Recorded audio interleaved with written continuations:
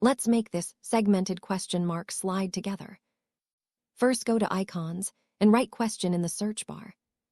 Select a filled-in question mark icon. Then resize it to 12 centimeters for both values.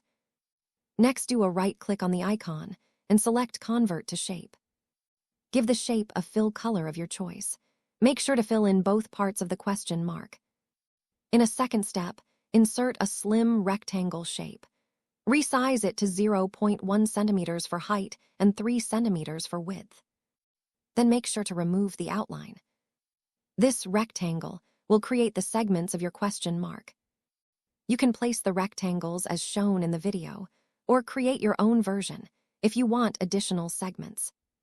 To flip the rectangle, make sure to use the Rotate option under Shape Format. This ensures your lines are straight.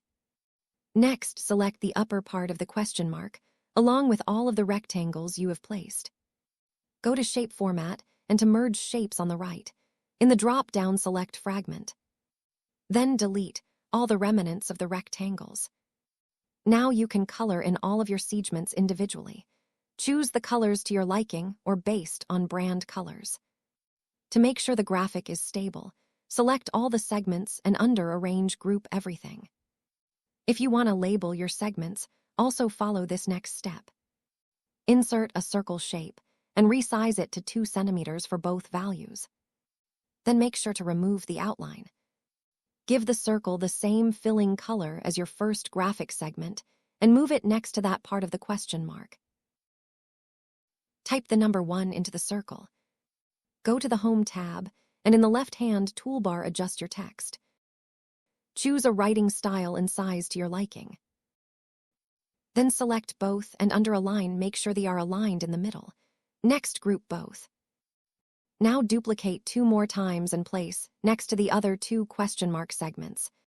Adjust the color and the number of the circle accordingly each time. For more depth in your final slide, you can select all of the question mark elements and add a shadow. You can do the same for the numbered circles. If in the end you would like to add an additional segment, you can always use the dot of the question mark, as shown on the screen. For more quick and easy tutorials like this, give us a follow, and we will be happy to make your life easier a couple of minutes at a time.